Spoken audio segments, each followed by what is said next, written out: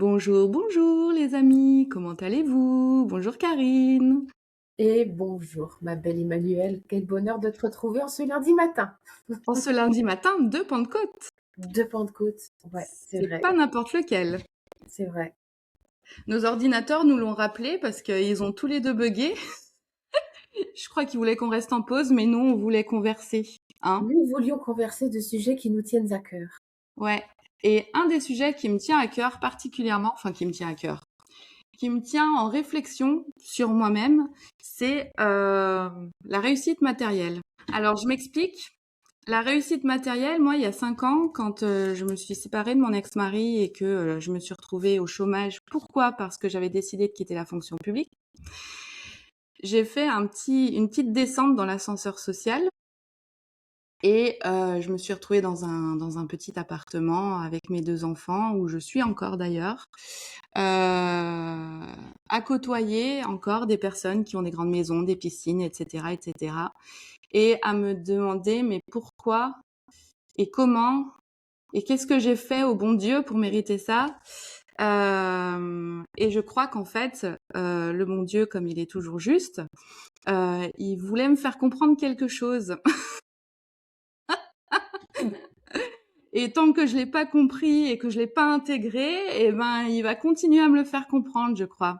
Et donc la question, c'est pourquoi la réussite matérielle ne suffit pas à se sentir en paix?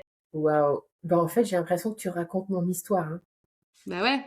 Ouais, ouais, parce qu'à 30 ans, j'ai fait comme toi. J'ai quitté mon mari qui gagnait très bien sa vie, qui était directeur d'agence bancaire. On avait 2 enfants, une magnifique maison. J'ai tout planté pour, vivre, j'ai fait en fait ce que on appelle ça un une crise mystique.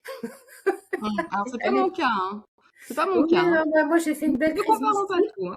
et je suis tombée amoureuse et je suis tombée amoureuse de quelqu'un qui m'a fait tout plaquer.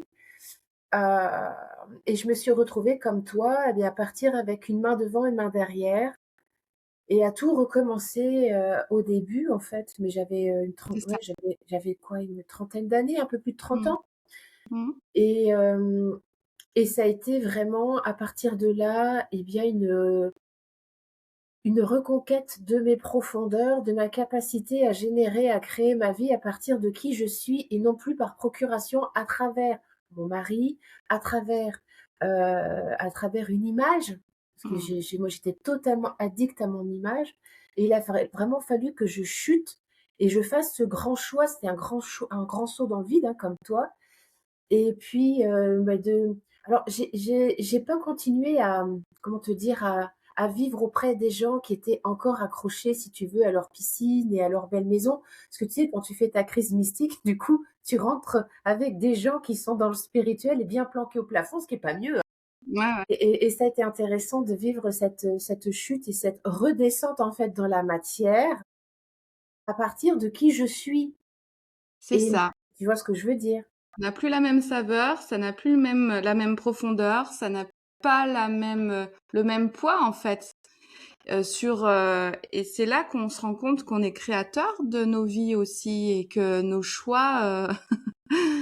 choix sont créateurs et que c'est important d'être conscient et d'être présent à soi quand on choisit, chose que je n'avais jamais fait avant il y a quelques années. Bref, on sort du sujet.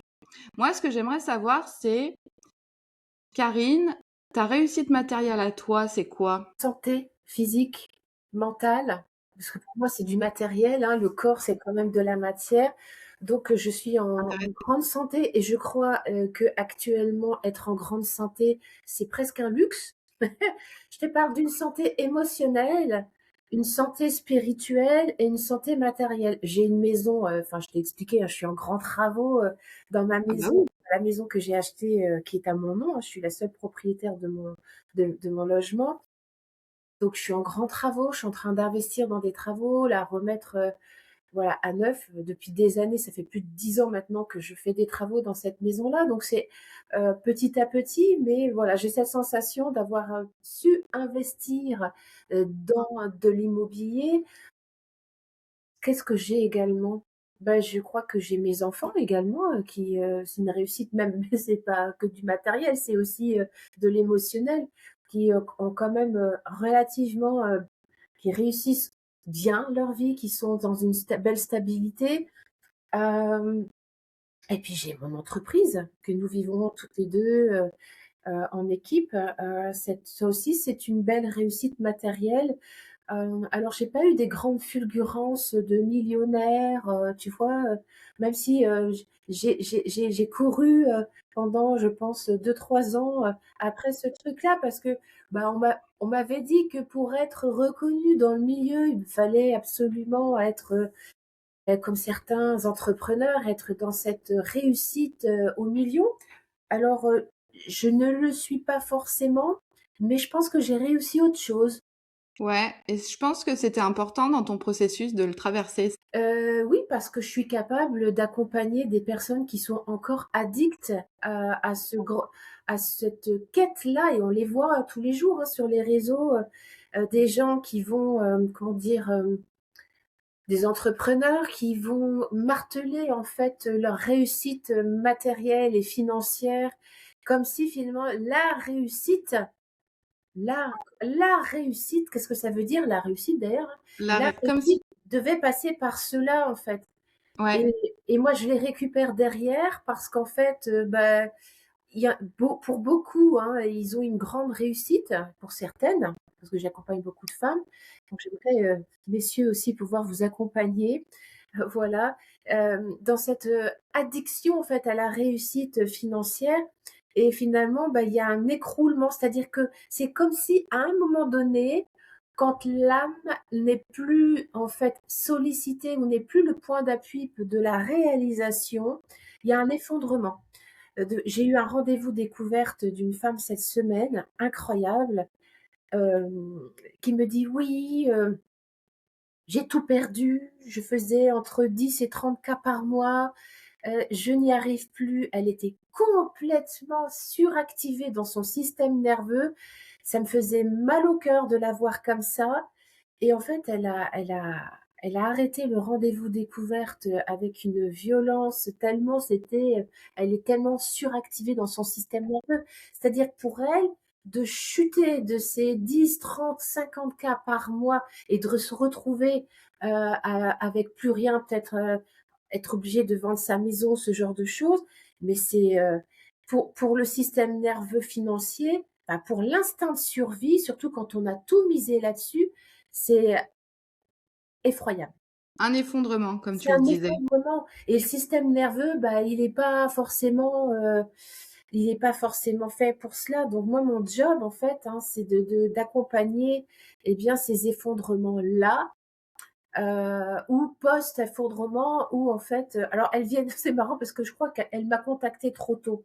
Elle est d Ah, tellement contractée et elle m'a contactée dans ce mais je comprends tellement parce que j'ai fait ça, moi aussi, où quand tu sais plus où t'accrocher, tu vas presque mendier, en fait, de l'aide et tu mendies de l'aide gratuitement parce que tu es là. Je me souviens, que j'ai fait ça auprès d'un mentor que nous connaissons toutes les 2, qui m'a en gros envoyé chier. Voilà. Et je me suis débrouillée toute seule, en fait, avec mon système nerveux. Mais à ce moment-là, quand on frôle, quand on est dans cet effondrement-là, parce que moi je l'ai vécu aussi, hein, quand tout d'un coup mon entreprise n'a plus généré autant, bah, ouais, d'euros par mois, bah, tu ouais. on l'a vécu ensemble, Mmh. c'est vertigineux, en fait. Il y a une sensation de mort, en fait. C'est ça, il y a une sensation de mort qu'on a pu vivre quand on était enfant, parce que c'est ça qu'on rejoue finalement. Totalement, totalement. Et pourquoi, est-ce que tu peux nous expliquer pourquoi, l'extérieur ne suffit jamais à apaiser l'intérieur? Finalement, parce que c'est ça. Parce que notre système nerveux nous appartient Mmh. et que malgré tout, on a besoin d'un point d'appui extérieur pour pouvoir glisser dans l'innommable, insécure. J'appelle ça la co-régulation. On a besoin de co-réguler et c'est à ça que je sers, hein, moi.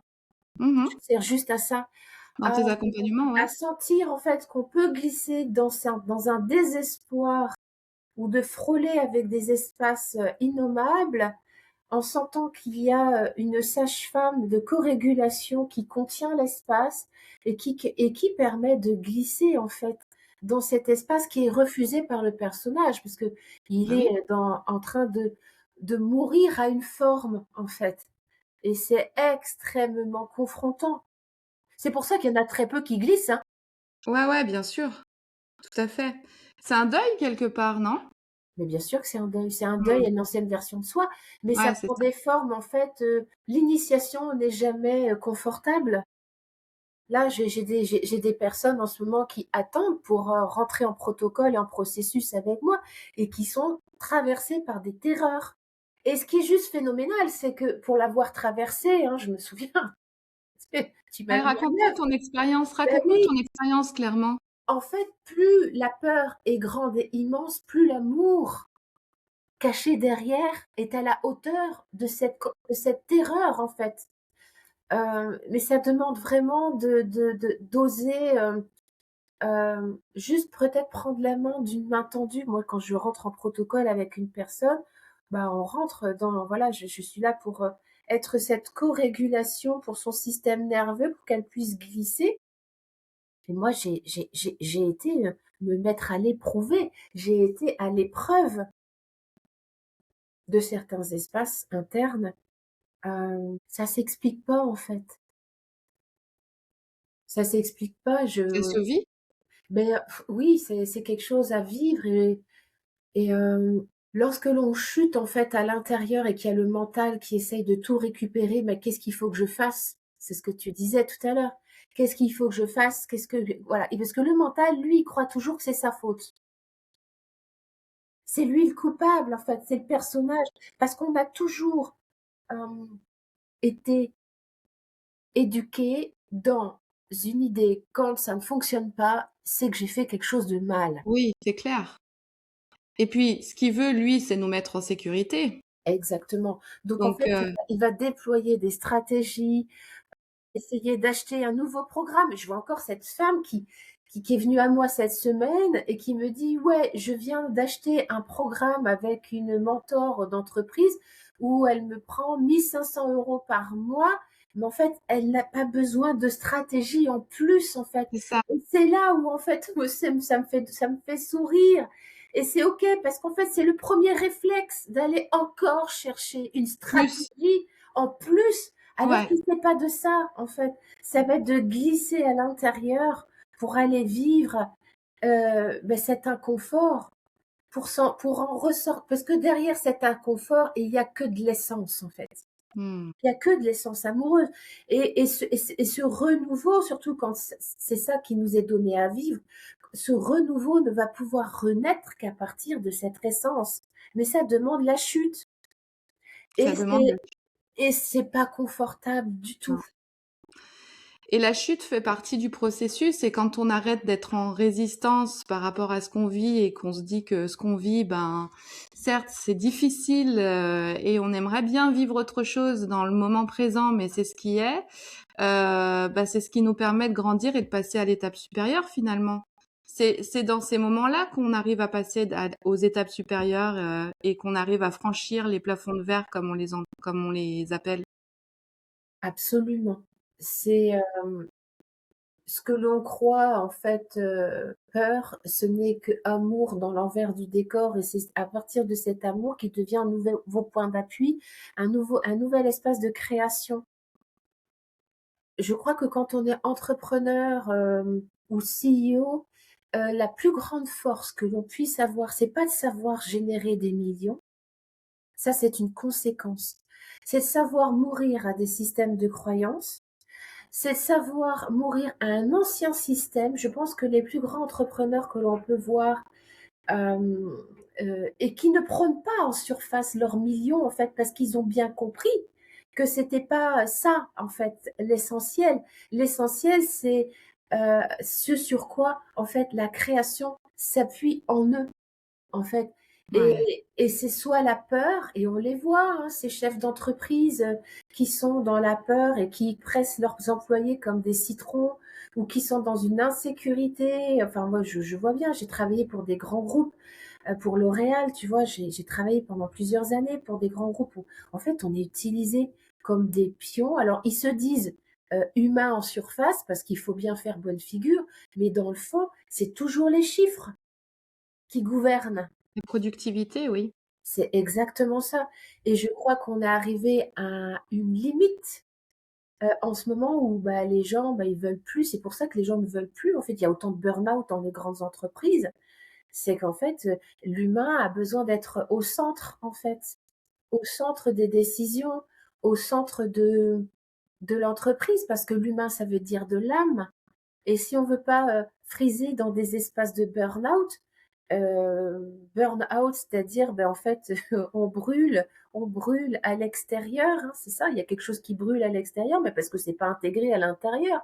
Je vois tellement, chez toi qui accompagne également les entrepreneurs, des entrepreneurs qui ont quitté la fonction publique, qui ont quitté le salariat et qui se rentrent dans l'entrepreneuriat et qui se crament, mais qui se crament, mais complètement parce qu'en fait, ils partent avec les mêmes espaces sans avoir pris le temps d'alchimiser qui je suis réellement. Donc, ils quittent quelque chose.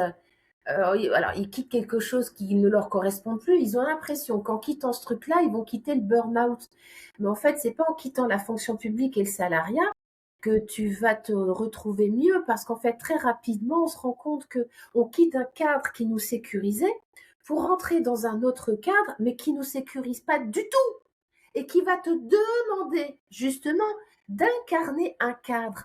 Sauf que incarner un cadre intérieur, on le sait toutes les deux, que bah, ça demande à faire un travail des profondeurs, d'aller se goûter, d'aller voir l'envers du décor, d'aller se voir à l'intérieur, aller aimer des zones qui n'ont jamais été aimées, aller, ce que j'appelle moi, être dans ce yin, pour que le yang, le cadre, puisse réémerger à partir d'un yin apaisé. Sauf que pour beaucoup, ils partent, ben écoute, youhou, on y va, c'est parti, mais exactement de la même façon qu'ils ont été salariés.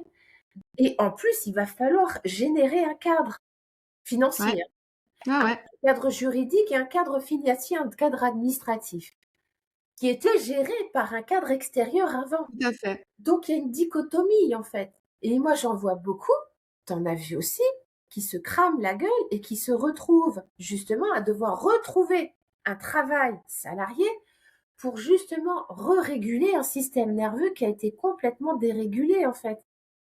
Et c'est OK, hein, Ah ben, je l'ai d'en fait, repasser par là. moi je l'ai fait, je l'ai Bah fait, oui. je l'ai fait. Hein, j'ai monté une entreprise pendant 2 ans.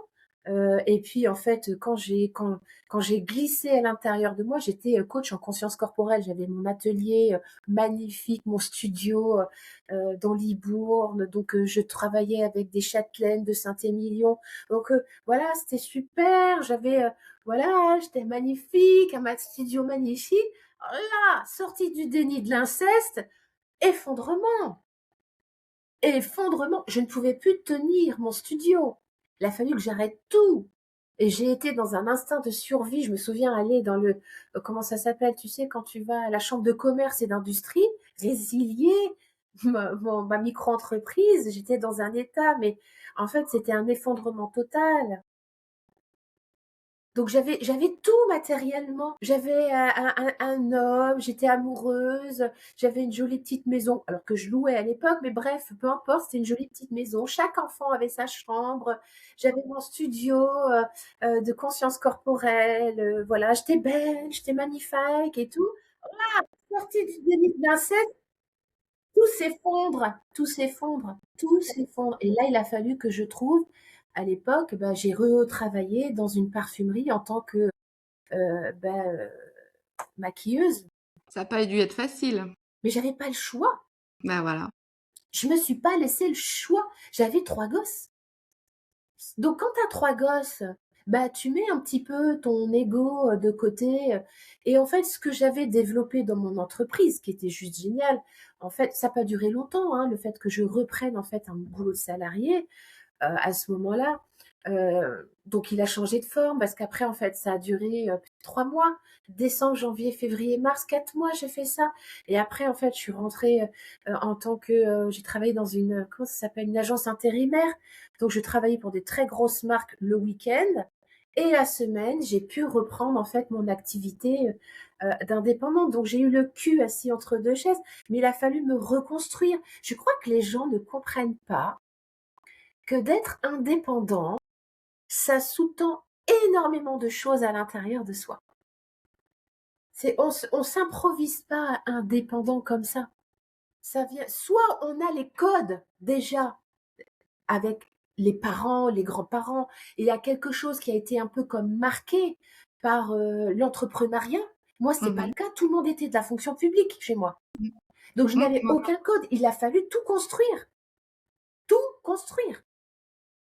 C'est une véritable éducation, en fait, l'apprentissage de l'entrepreneuriat. Et c'est une véritable éducation qui prend, je pense, plusieurs années, si c'est pas toute une vie. Et je voulais te demander, qu'est-ce qui, selon toi, pourrait éviter les grands effondrements tels que celui dont tu nous parles?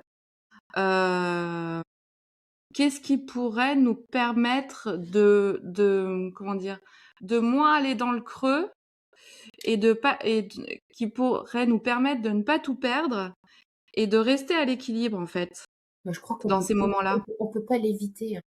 On peut pas l'éviter. Honnêtement, quand ça arrive, moi, quand tout s'est effondré, tout s'est effondré. En fait, c'est un passage d'âme. On peut pas Ouais. éviter l'effondrement. Alors après, moi aujourd'hui, la façon dont je crée mon entreprise, c'est en fait une forme d'équilibre. Il y a quelque chose qui est beaucoup plus à l'équilibre, à la fois savoir se retrancher à l'intérieur de soi, donc accepter le vide créatif, ce que j'appelle le vide créatif, dans lequel je me sens actuellement parce que je sais, je ressens, tu vois, on va co-créer ensemble quelque chose dans début juin là. Donc j'accepte de vivre. En fait, c'est que des cycles l'entreprise. Ouais, c'est ça, Il y a exactement. des petits vides créatifs et il y a des grands vides créatifs qui peuvent s'étirer en fait sur plusieurs sur une année et demie où finalement on sent qu'il y a un nouveau qui arrive mais il arrive pas franchement, c'est un peu comme la gestation d'un éléphant, quoi. C'est ça. C'est Et en, et en général, ça arrive beaucoup moins vite que ce qu'on souhaiterait. exactement. Je crois honnêtement que la solution, en fait, c'est d'accepter la forme dans le Oui, temps, quelle que oui, soit la forme, mettre de oui. l'amour là-dessus. Et oui, en fait, l'ego, le personnage veut toujours se débarrasser de ce qui n'est pas confortable.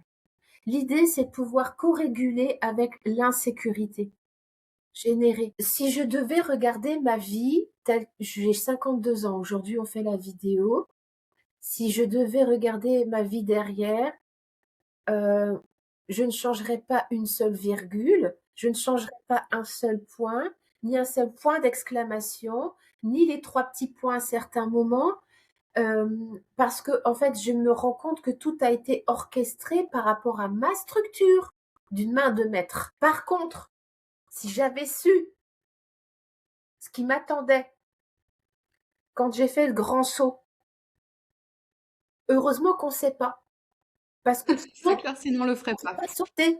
Ouais. Voilà. Donc, on a besoin aussi de cette innocence, tu vois, de ce truc. Oh, youhou, allez, on y va. Tente tout, on saute, on verra si le parachute s'ouvre. Le parachute s'ouvre toujours, quoi qu'il Le en soit. parachute s'ouvre, mais tu as un temps, si tu veux, quelquefois. Tu as un temps de latence. C'est ça. C'est Euh, plus ou moins long. voilà, voilà, Mm. voilà, voilà, voilà, voilà. Et autre question, comment expliques-tu que les millionnaires dont on parlait tout à l'heure, Ouais. qui ont toute la réussite matérielle, etc., et qui ne sont pas dans l'effondrement, ne se sentent pas en paix, quand même? Parce que l'argent et les biens ont pris toute la place. C'est comme si, en fait, il y a quelque chose qui contient, tu vois, la structure psychique, pour moi, tu as l'ego, la coquille, la structure, c'est-à-dire le personnage, et tu as l'essence, ce qui est à l'intérieur. tu vois? Et je crois, hein, de mon propre point de vue, c'est que cette coquille, en fait, il y a quelque chose, qui tient à cette coquille-là, coûte que coûte, pour ne pas goûter l'intérieur, en fait. C'est-à-dire que, comment dire? Je crois qu'il y a une grande à travers cette quête de l'argent, du matériel, il y a une quête de cette unité, en fait. Une grande quête de cette unité à travers le matériel, tu vois? Mine de rien. Ils ont cette sensation, si tu veux, que faire un, c'est être, enfin, posséder, en fait. Faire Posséder, un, ouais. posséder, quand tu possèdes, tu fais un. Tu Mmh. incorpores, en fait. Donc ils incorporent. Donc c'est bien, ces dollars, ces euros, ces cryptos, ils incorporent tout ça. C'est une façon pour eux de vivre, je crois, cette nostalgie du un, de l'unité. Mais le matériel est une, comment te dire, ne doit pas se soustraire de l'essence, en fait. Oui, c'est ça. Tu vois, tu comprends ce que je veux dire? Oui, C'est je à partir comprends de quel tellement espace, en fait, je crée ce un. Est-ce que je suis capable de tout posséder et de tout et de lâcher tout perdre. et de tout perdre Mmh. sans me perdre moi, en fait? Ouais, c'est ça. C'est juste ça. Et il y a Ouais. beaucoup d'entrepreneurs qui ne sont pas prêts à tout perdre parce qu'en fait, à l'intérieur, en fait, ils ont pas goûté encore totalement leur véritable essence, le goût unique de leur essence. Donc ils s'accrochent, en fait, à cette unité avec le matériel, à cette confusion. Il y a une confusion avec le matériel en se disant: «Bah, si j'ai ça, je suis en sécurité, je suis dans l'unité», en fait. C'est comme si, en fait, le poussin qui émerge, en fait, il s'identifie toujours à la coquille qui l'a contenu. C'est un peu ça, Ça. Ouais. tu vois?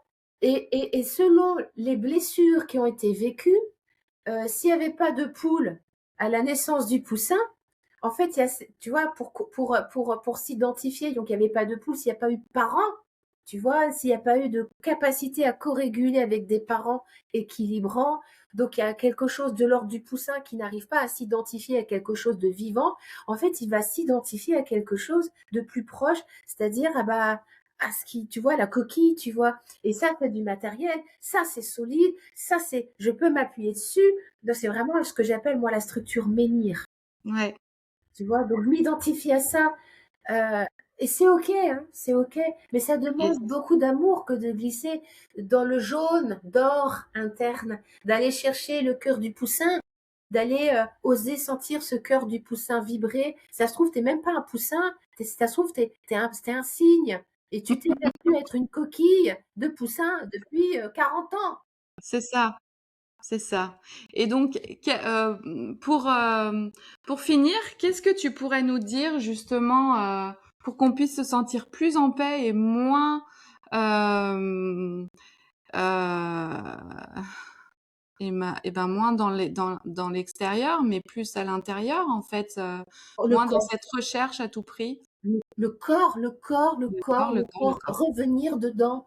En fait, si l'essence peut glisser, la présence peut faire fondre, en fait, la coquille.